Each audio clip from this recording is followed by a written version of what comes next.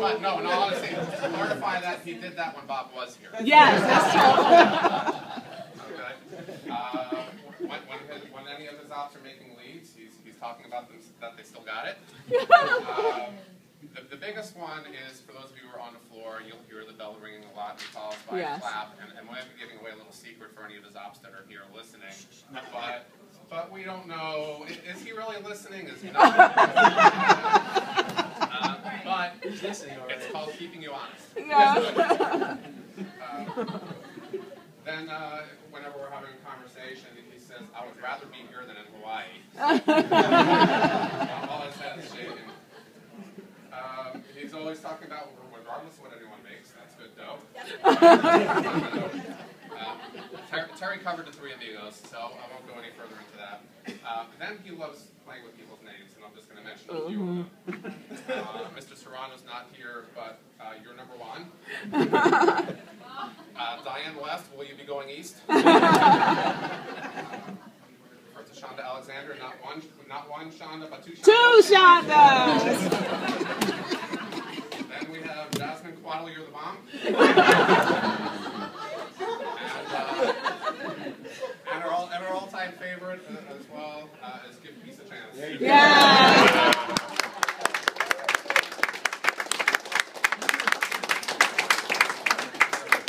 Ralph. That, turn it over to Ralph. We've got a little bit more to talk about here. Keep it in the green. Right, so I see a lot of new faces here and a lot of old faces. I beg your pardon. I have a lot of stories. What I have to do is actually write stuff down. Otherwise, it'd be going on for hours. So I'll just be reading and embarrass you all the way. Okay. Roger, 20th anniversary and 1-800-DENTIST. Well, where do we start? There are so many great stories in so little time. Yes, sure, you know him as a manager in the call center, laid back, easy smile, and always ready to lend a hand. But we are not here today to talk about that. Who cares about the fact that you're a good guy, you married a great gal?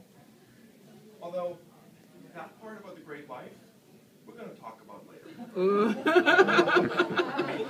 Today, you will hear about the other side of Roger. You know, the one that makes him uncomfortable and us laugh out loud? Yes. I have known Roger for 19 years out of the 20 here at 1-800-DENTIST. Wow. Him and I have worked side by side on the phones. When we were both promoted, we sat in the same office. He would schedule operators. I would report results on the department. We'd share a love for sports. We'd talk endlessly about the Dodgers and the Lakers. By the way, I challenge every one of you to find a stat about the Dodgers or the Angels. You cannot stump the man. Go Dodgers. When I finally settled down, he was at my side. He was the best man at my wedding. Aww. As you can imagine, I could go on and on about Roger and tell you stories, but good and bad, interesting and funny. But in the end, a lot of them cannot be repeated. And I'm sure not HR approved.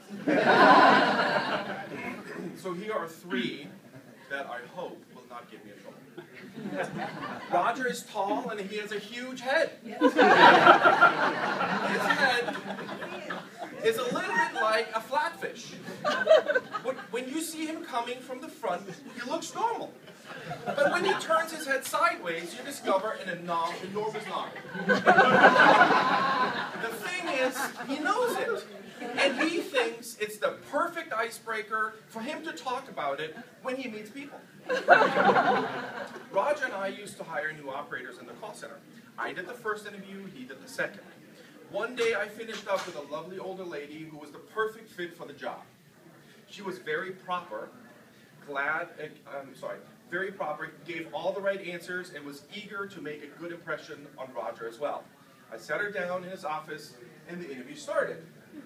First thing Roger says, "I have a huge head!" You wouldn't know him looking at me from the front, but when I turned my head, whoa!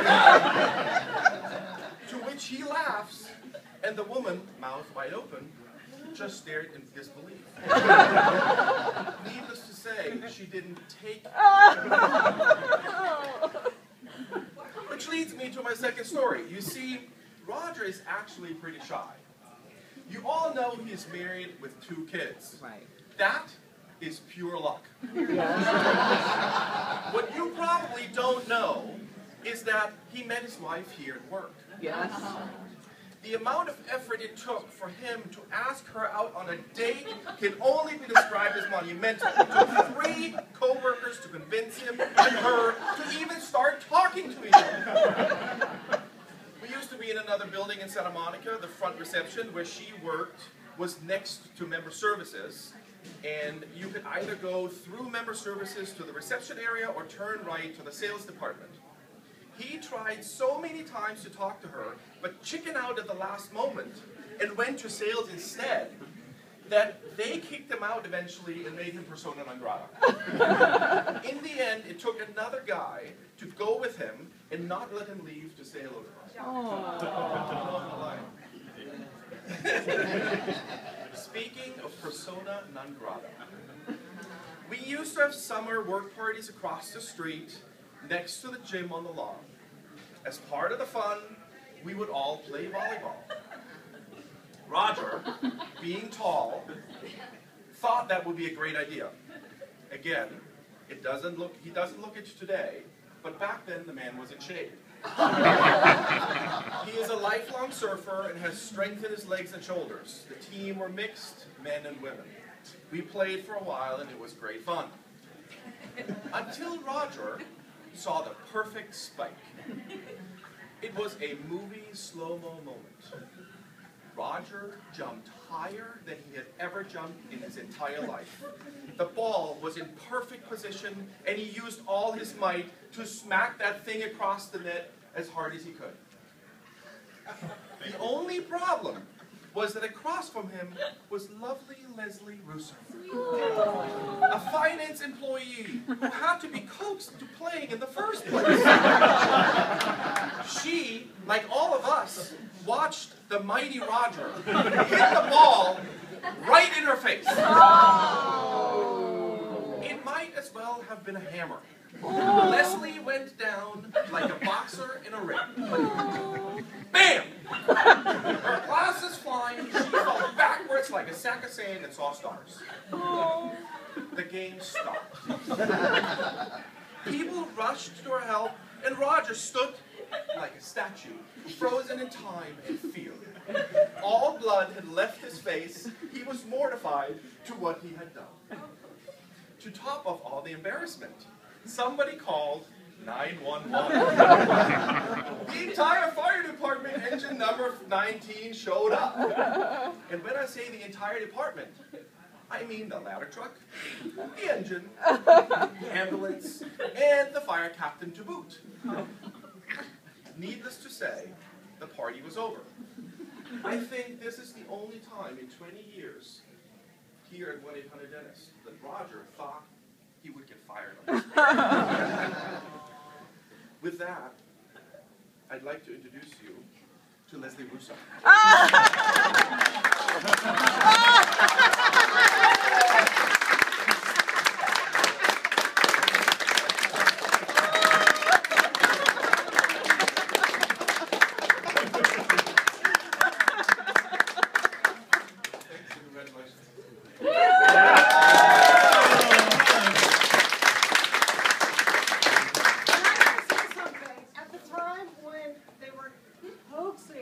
Roger and Rena to talk, I was reading Roommate.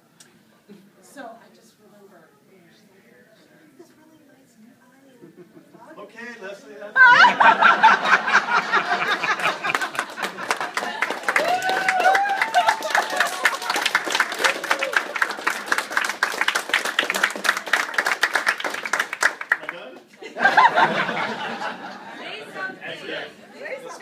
Thank you, everyone. Thank you. Great.